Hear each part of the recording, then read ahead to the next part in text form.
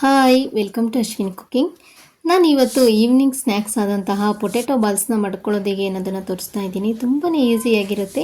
ಹೇಗೆ ಮಾಡೋದು ಅಂತ ನೋಡೋಣ. ನೋಡೋದಕ್ಕಿಂತ ಮುಂಚಿತವಾಗಿ ಪ್ಲೀಸ್ ಸಬ್ಸ್ಕ್ರೈಬ್ ಮಾಡ್ಕೊಳ್ಳಿ. ಹಾಗೆ ಪಕ್ಕದಲ್ಲಿ ಇರ್ತಕ್ಕಂಥ ಬೆಲ್ಲೈಕನ್ ಕೂಡ ಪ್ರೆಸ್ ಮಾಡಿ.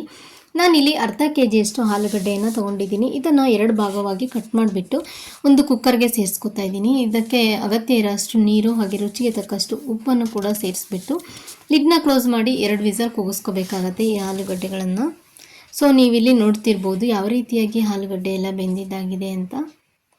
ಹಾಗೆ ನಾವು ಇದರಲ್ಲಿ ಮೇಲಿನ ಸಿಪ್ಪೆಯನ್ನೆಲ್ಲ ತೆಗೆದುಬಿಟ್ಟು ಈ ರೀತಿಯಾಗಿ ಆಲೂಗಡ್ಡೆಗಳನ್ನು ಸ್ಮ್ಯಾಶ್ ಮಾಡ್ಕೋಬೇಕಾಗತ್ತೆ. ಸೊ ನೀವಿಲ್ಲಿ ನೋಡ್ತಿರ್ಬೋದು ನಾನು ಆಲೂಗಡ್ಡೆ ಎಲ್ಲ ಕಂಪ್ಲೀಟಾಗಿ ಸ್ಮ್ಯಾಶ್ ಮಾಡ್ಕೊಂಡಿದ್ದಾಗಿದೆ. ಹಾಗೆ ನಂತರದಲ್ಲಿ ನಾನಿಲ್ಲಿ 4 ಟೇಬಲ್ ಸ್ಪೂನಷ್ಟು ಕಾರ್ನ್ಫ್ಲೋರನ್ನು ಸೇರಿಸ್ಕೊತಾ ಇದ್ದೀನಿ. ನೀವು ಕಾರ್ನ್ಫ್ಲೋರ್ ಬದಲಾಗಿ ಅಕ್ಕಿ ಹಿಟ್ಟನ್ನು ಕೂಡ ನೀವು ಇದಕ್ಕೆ ಸೇರಿಸ್ಕೋಬೋದು. ಹಾಗೆ ಅಚ್ಚ ಖಾರದ ಪುಡಿಯನ್ನು ಕೂಡ ಸೇರಿಸ್ಕೋಬೇಕಾಗತ್ತೆ. ಹಾಗೆ ರುಚಿಗೆ ತಕ್ಕಷ್ಟು ಉಪ್ಪನ್ನು ಕೂಡ ಸೇರಿಸ್ಕೊಂಡು ಒಂದ್ಸಲ ಚೆನ್ನಾಗಿ ಮಿಕ್ಸ್ ಮಾಡ್ಕೋಬೇಕಾಗತ್ತೆ. ಸೊ ನೀವಿಲ್ಲಿ ನೋಡ್ತಿರ್ಬೋದು ಈ ರೀತಿಯಾಗಿ ಮಿಕ್ಸ್ ಮಾಡ್ಕೊಂಡಿದ್ದೀನಿ.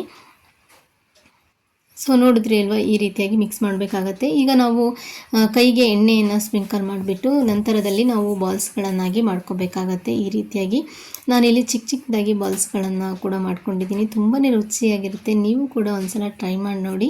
ನನಗೆ ಇಷ್ಟು ಪೊಟ್ಯಾಟೊ ಬಾಲ್ಸ್ಗಳು ಆಗಿದೆ. ಈಗ ನಾವು ಇದನ್ನು ಫ್ರೈ ಮಾಡ್ಕೋಬೇಕಾಗತ್ತೆ.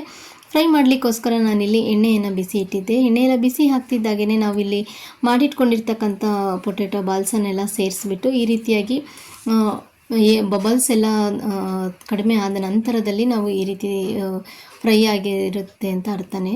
ಸೊ ನೀವಿಲ್ಲಿ ನೋಡ್ತಿರ್ಬೋದು ಯಾವ ರೀತಿಯಾಗಿ ಪೊಟ್ಯಾಟೊ ಬಾಲ್ಸ್ ಎಲ್ಲ ರೆಡಿ ಆಯಿತು ಅಂತ. ಇದನ್ನು ನಾನು ಟೊಮೊಟೊ ಕೆಚಪ್ ಜೊತೆ ಸರ್ವ್ ಮಾಡ್ತಾಯಿದ್ದೀನಿ. ತುಂಬಾ ರುಚಿಯಾಗಿರುತ್ತೆ, ಹಾಗೆ ಕ್ರಿಸ್ಪಿ ಕೂಡ ಇರುತ್ತೆ.